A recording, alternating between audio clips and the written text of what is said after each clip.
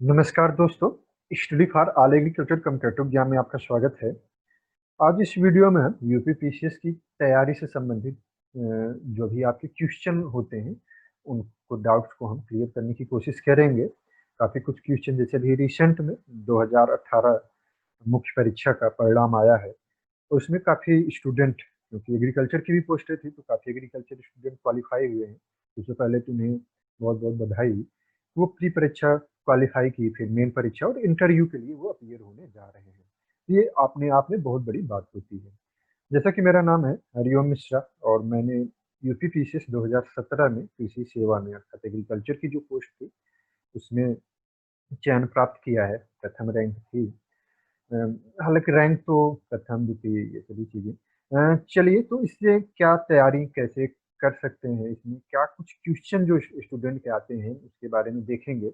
तो सबसे पहला जो क्वेश्चन एक तरीके से एग्रीकल्चर स्टूडेंट की सबसे बड़ी समस्या जो मेरी भी तैयारी की स्टार्टिंग में रही, और जिसकी वज़ह से थोड़ा-सा मैं रिज़ल्ट आने में भी एक तरीके से कह सकते हैं। तो उसमें एक ये होता है कि एग्रीकल्चर ऑप्शनल, क्योंकि हम एग्रीकल्चर स्टूडेंट एग्रीकल्चर को इंग्लिश में अच्छे से पढ़ते हैं, तो इंग्लिश में हम उसको अच्छे से लिख सकते हैं। लेकिन जो अदर सब्जेक्ट होते हैं, जैसे जीएस के जो सब्जेक्ट होते हैं, उसमें थोड़ा-सा इंग्लिश में प्रॉब्लम होती है। या कोई नहीं लिखना चाहता उतने अच्छे से, नहीं लिख सकता, तो वो हिंदी माध्यम चयन करना चाहता है। तो इस तरीके से समस्याएँ आती हैं कि क्या हम अगर एग्रीकल्चर को इंग्लिश में लिखते हैं, तो जो जीएस है उनको हिंदी में लिख सकते हैं? ये क्वेश्चन काफ़ी डाउट रहता है। यस, ये 100% हम अगर एग्रीकल्चर को इंग्लिश में लिखें, जो पेपर दोनों पेपर होते हैं, और जो हमारा जीएस का पेपर है, जैसे 2018 से यूपी पीसीएस का जो सिलेबस है वो चेंज हो गया है, तो आईएएस की तरह, यूपीएससी की तरह सेम जीएस के 4 पेपर होने लगे। तो इन चारों पेपर को अगर कोई हिंदी में लिखना चाहता है, तो वो हिंदी में लिख सकता है, और ऑप्शनल जो है एग्रीकल्चर को वो इंग्लिश में लिख सकता है। इसमें कोई दिक्कत नहीं है, पहला। दूसरा जो एक क्वेश्चन सबसे ज़्यादा ये पूछा जाता है, बड़ा कम कॉन्फिडेंस होता है एग्रीकल्चर स्टूडेंट को कि एग्रीकल्चर को एज ए ऑप्शनल अगर वो रखता है, तो क्या ये स्कोरिंग है या नहीं है? तो मुझे जो मेरा अनुभव है, मैंने जो एग्ज़ाम दिए हैं 2016-17, जो नंबर मिले हैं, उनके आधार पे अदर जो नंबर हैं और जो सीनियर लोगों द्वारा बताया गया है कि यूपी पीसीएस में जैसे जो सर लोग हैं कि 280 नंबर तक उनको मिल चुका है, और ऑलरेडी मैं 250 प्लस 260, 265 नंबर तक ऑलरेडी मेरा भी मार्क्स रहे हैं। तो एक तरीके से, और सेकंड जो पेपर होता है वो काफ़ी एक तरीके से 140 एबव नंबर बड़े आसानी से हमें सेकंड पेपर में मिल जाते हैं। तो स्कोरिंग अगर यूपी पीसीएस के ऑप्शनल सब्जेक्ट में आप 250 पाते हैं, तो मुझे लगता है कि आपका सिलेक्शन, अगर अदर में आप एवरेज भी करते हैं, तो सिलेक्शन किसी न किसी पोस्ट पे होने के चांसेस काफ़ी बन जाते हैं। तो अगर किसी को ये लगता है उसका एग्रीकल्चर पे कमांड अच्छा है, या फ्यूचर में कोई तैयारी करना चाहता है यूपी पीएससी या यूपी पीसीएस की, और वो एग्रीकल्चर को ऑप्शनल में रखना चाहता है, जो सेकंड ईयर थर्ड ईयर है, तो वो अपने सिलेबस को अगर अच्छे से रीड कर ले, तो फिर उसे बहुत ज़्यादा तैयारी करने की आवश्यकता नहीं होगी, अगर उसे जो बीएससी चारों 4 ईयर का जो सिलेबस है उसको अच्छे से देख लेता है। तो एक और दूसरी जो स्कोरिंग है, तो स्कोरिंग भी अच्छी है। आईएएस में भी हमने देखा है कि हमारे जो सर लोग हैं आईआरआई से, अदर से, इन्होंने अच्छे नंबर 300 प्लस नंबर आईएएस में भी उनको एग्रीकल्चर ऑप्शनल में मिले हैं। तो ये भी बड़ी अच्छी बात होती है कि एग्रीकल्चर ऑप्शनल में नंबर मिलते हैं, बस वो आपको लिखना और एक प्रैक्टिकल भी होता है एज एग्रीकल्चर, हमारा इंटरव्यू में भी ये बेनिफिट कर सकता है। तो मैं ये कहूँगा कि जिनका भी लगता है कि हाँ एग्रीकल्चर अच्छा है, तो वो एग्रीकल्चर ऑप्शनल को अगर लेते हैं, तो ये कभी, और साथ ही साथ इसका एक बेनिफिट फ्यूचर में होता है कि अगर हम आईएफएस के एग्जाम में बैठते हैं, इंडियन फॉरेस्ट सर्विस, या यूपीपीएससी के थ्रू स्टेट फॉरेस्ट सर्विस होती है, अब तो यूपीपीसीएस में ही इसको इंक्लूड किया गया है प्री एग्जाम, जैसे यूपीएससी लेती है। तो वहाँ भी आपको एग्रीकल्चर एक आपका ऑप्शनल जो है तैयार रहता है, दूसरा हम बॉटनी या फॉरेस्ट्री हॉर्टिकल्चर कुछ भी रख सकते हैं, जो भी जिसको जो उचित लगे। तो ये भी एक बेनिफिट एग्रीकल्चर स्टूडेंट को मिल सकता है, और जो मिलता है, जैसे ऑलरेडी मैंने 2017 पीसीएस का जब रिजल्ट आया था इंटरव्यू के लिए, उसी के पहले 10 दिन पहले हमारा एसीएफ का इंटरव्यू हुआ था, और मैंने एग्रीकल्चर और बॉटनी, मेरा पीसीएस में भी रहता था, और एग्रीकल्चर बॉटनी मेरा फॉरेस्ट सर्विस में भी था।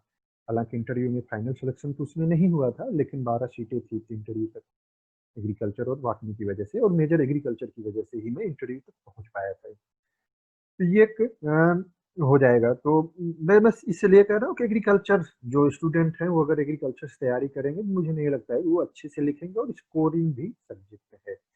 अब इसके बाद बात आती है कि इसका अगर कोई नया स्टूडेंट है जो तैयारी करना चाहता है, तो उसके लिए क्या पैटर्न होगा, कैसे इसके एग्जाम होते हैं। तो यूपी पीसीएस की अगर हम देखें, तो यूपी पीसीएस में आपके पैटर्न अगर हम देखते हैं, तो देखिए इसमें एक तरीके से पेंट और इंटरव्यू, हम अगर इसमें देखें तो आपके प्री और इंटरव्यू एग्जाम।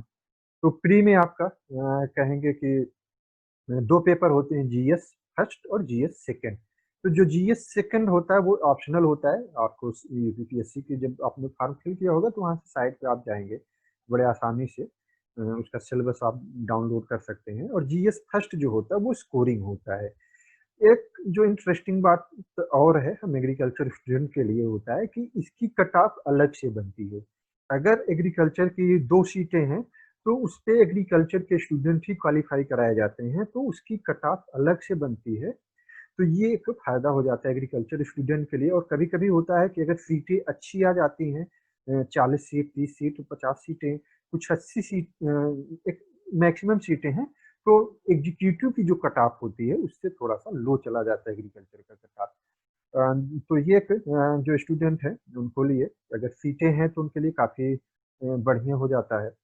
और दूसरा जो, तो ये प्री का हो जाएगा, प्री का सिलेबस आप सभी डाउनलोड कर लीजिएगा, अगर किसी को होगा तो हम अपने टेलीग्राम चैनल में प्री का सिलेबस एक तरीके से आप सभी को शेयर कर देंगे। मेन जो होता है, पहले तो जो मेन था 2017 तक उसका पैटर्न अलग था, जो 2018 का पैटर्न है, अगर हम 2018 के पैटर्न की बात करते हैं, तो 2018 में एक तरीके से आपका 150 नंबर का हिंदी हो जाएगा जिसमें ग्रामर्स रहते हैं, फिर 150 का ये आपका सेकंड इससे होता है, और ये आपका 300 नंबर का हो जाएगा। फिर इसके बाद 4 जो जीएस के सब्जेक्ट होते हैं, 200 नंबर के, एक तरीके से कह सकते हैं कि ये 4 जीएस के सब्जेक्ट होते हैं। इसका सिलेबस आपको वहाँ से मिल जाएगा। ये डिस्क्रिप्टिव होता है, ये एक पहले जो था एमसीक्यूज बेस होते थे, 2 ही थे, और ऑप्शनल 2 पेपर होता था, लेकिन अब ऑप्शनल को 1 कर दिया गया है और जीएस के 4 पेपर कर दिए गए हैं, और ये सभी डिस्क्रिप्टिव होते हैं। पहले की तरह अब नहीं रह गया है, इसे हमें डिस्क्रिप्टिव देना होता है, तो ये एक चेंजेज है। तो ये हमारा जीएस का हो जाएगा, और मेजर हम अब इसी आज के वीडियो में बस हम जीएस के बारे में ही सॉरी एग्रीकल्चर के बारे में हम देखने वाले हैं कि एग्रीकल्चर को हम कैसे एक तरीके से क्लियर करें। तो एग्रीकल्चर में कहेंगे कि अगर हम देखते हैं, तो एग्रीकल्चर ऑप्शनल जैसे मैंने बताया स्कोरिंग होता है, साथ ही साथ ये 400 नंबर के 2 पेपर होते हैं। तो इसके जो सिलेबस हैं, सिलेबस आपको देख लेना है, और मैक्सिमम जो है अरुण का टैन है, जी की बुक है, और जो बेसिक बुक होती है उससे हमें मैटर मिल जाते हैं। हम उनको थोड़ा-सा अगर अच्छे से तैयारी कर लें, एक तो शार्ट नोट्स बना लें अकॉर्डिंग टू सिलेबस, तो फिर हमारा रिजल्ट अच्छा आ सकता है। और जो एक क्वेश्चन था, हमने स्टार्टिंग में ही वीडियो में बना दिया है कि स्कोरिंग भी है एग्रीकल्चर, तो किसी को ये डरने की ज़रूरत नहीं है कि एग्रीकल्चर स्कोरिंग है या नहीं है। और दूसरा जो है कि एग्रीकल्चर इंग्लिश और हिंदी, तो ये 2 चीज़ें हो गई। अब बात करते हैं कि इंटरव्यू के लिए अभी जैसे जिनका 2018 में सिलेक्शन हुआ है, तो उनको इंटरव्यू से रिलेटेड, तो मैंने यूपीपीसीएस जैसे मैंने बताया, एसीएफ का भी मैंने इंटरव्यू दिया था, और पीसीएस का इंटरव्यू, साथ ही साथ other FSO, food sanitary inspector, कई 3-4। तो इसमें देखिए एग्रीकल्चर में सबका अपना-अपना अलग पैटर्न है। तो जो पीसीएस में आपको एक तो करंट ओरिएंटेड, अगर इंटरव्यू में करंट की जो चल रहा है, करंट अफेयर्स है, इसके बारे में हमें जानकारी होनी चाहिए। हमारा जो ऑप्शनल रहा है, हमने एग्रीकल्चर एज ए ऑप्शनल लिया है, तो एग्रीकल्चर के बारे में दूसरा जो क्वेश्चन हो सकता है, देखिए इंटरव्यू जो होता है आपको डरने की ज़रूरत नहीं है, जिन जो भी इंटरव्यू में क्वालीफाई हुए हैं, आपको किसी भी प्रकार की डरने की ज़रूरत नहीं, ये पर्सनैलिटी टेस्ट होता है। तो ऑलरेडी आप मेन एग्ज़ाम क्वालीफाई करके गए हैं, तो बस ये आपका पर्सनैलिटी टेस्ट है, तो आप अच्छे से फ्रेश माइंड से जाके दीजिए। हाँ, कुछ जैसे जो पॉइंट हो सकते हैं, जो मेरे अनुभव है, तो मैं आपको शेयर करना चाह रहा हूँ कि एक करंट अफेयर्स हो जाएगा। दूसरा हमारा हो जाएगा कि हमारा ऑप्शनल सब्जेक्ट क्या है, एग्रीकल्चर है तो बेस्ट एक तरीके से एग्रीकल्चर के बारे में। तो क्योंकि ये तीसरा जो पॉइंट हो जाएगा कि हम बीएससी हमारा जो एग्रीकल्चर स्टूडेंट है, तो जाहिर सी बात है कि एग्रीकल्चर से क्वेश्चन पूछे जा सकते हैं। अब इसमें ये एक कहेंगे कि जैसे किसी का केवल बीएससी एजी है, तो अब उससे क्या पूछा जाएगा, कुछ भी प्लांट पैथोलॉजी, इंटमो, एग्रोनॉमी, हॉर्टिकल्चर, कुछ भी पूछा जा सकता है।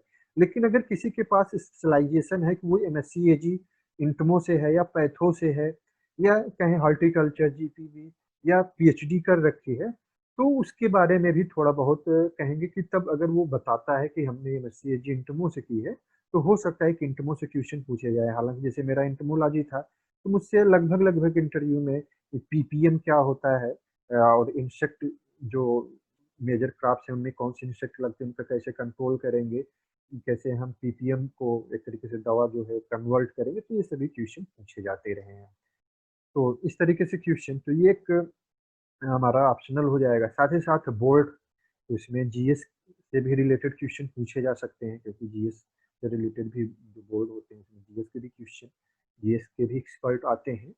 मैं बस ये कहना चाहूँगा, जैसे मैं जो 2-3 बार इंटरव्यू दिया, तो मैं स्टार्टिंग में बहुत डरता था, और जो मैं रियल बताना चाहूँगा, और मुझे बस ये एक अंदर जो ये था कि मैं कितने ज़्यादा से ज़्यादा क्वेश्चन का आंसर बता दूँ, तो उस पे नंबर डिपेंड करेगा। लेकिन जो मेरा अनुभव लास्ट टाइम तक ये रहा कि आपके नंबर, आप क्वेश्चन पे बहुत ज़्यादा नंबर डिपेंड नहीं करते हैं। आपने 10 क्वेश्चन में अगर 5 ही क्वेश्चन के आंसर दिया है, डिपेंड ये करता है कि आपने उसके आंसर कैसे दिए हैं। कहीं आपने अंदर एक तरीके से जो डर होता है, ये सभी चीज़ें वहाँ नहीं है। तो हमें डरने की ज़रूरत नहीं होती, हमें जो क्वेश्चन आंसर आ रहे हैं उनको हम अच्छे से बताएँ, जो नहीं आ रहे हैं उसको हम सॉरी बोल सकते हैं। ये नहीं है कि सबको हमेशा हर एक चीज़ याद ही रहे। तो ये एक, तो क्योंकि इंटरव्यू में काफ़ी ज़्यादा एक तरीके से डर लगता है भाई, सबको ये होता है। तो बस मैं ये कहूँगा, किसी को डरने की ज़रूरत नहीं है कि बहुत डर के, बाकी जो होना होगा वो तो होगा ही, अच्छे से इंटरव्यू दीजिए। अदर जो क्वेश्चन बन सकते हैं, आप सभी को अगर किसी को लगता है कि यूपीपीसीएस से संबंधित तैयारी से संबंधित अ, कुछ क्वेश्चन है, तो आप सभी कमेंट कीजिएगा। और एक नंबर है, अगर आप उस पे कहेंगे कि 72 33 82 कहेंगे 30 39, तो इस नंबर पे आप सभी मैसेज कीजिएगा। तो हम एक सर हैं, उनका ऑलरेडी यूपीपीसीएस में इस बार फिर से मेन के लिए इंटरव्यू के लिए एक तरीके से कॉल हुआ है। तो कोशिश करेंगे कि उनसे कुछ जो भी क्वेश्चन रहे, तो क्वेश्चन आंसर के रूप में उनसे हम पुटअप करें, और अगर वो आते हैं, जुड़ते हैं, तो जो भी आप सभी के क्वेश्चन होंगे, डाउट होंगे, हम उनको क्लियर करने की कोशिश करेंगे। मैं बस ये कहूँगा, जो भी एग्रीकल्चर स्टूडेंट हैं, अच्छे से तैयारी करें, तो वो भी अच्छे से सेलेक्ट हो सकते हैं। एग्रीकल्चर की पोस्ट के अलावा जो अदर पोस्ट होती है, उस पे भी सिलेक्शन होता है और हो सकते हैं। तो एग्रीकल्चर ऑप्शनल किसी के लिए गड़बड़ नहीं हो सकता है। जो सबसे ज़्यादा कन्फ्यूजन रहता है दूसरा, कि एग्रीकल्चर अगर हम इंग्लिश में लिख रहे हैं, तो अदर हम हिंदी में लिख सकते हैं कि नहीं लिख सकते, तो लिख सकते हैं।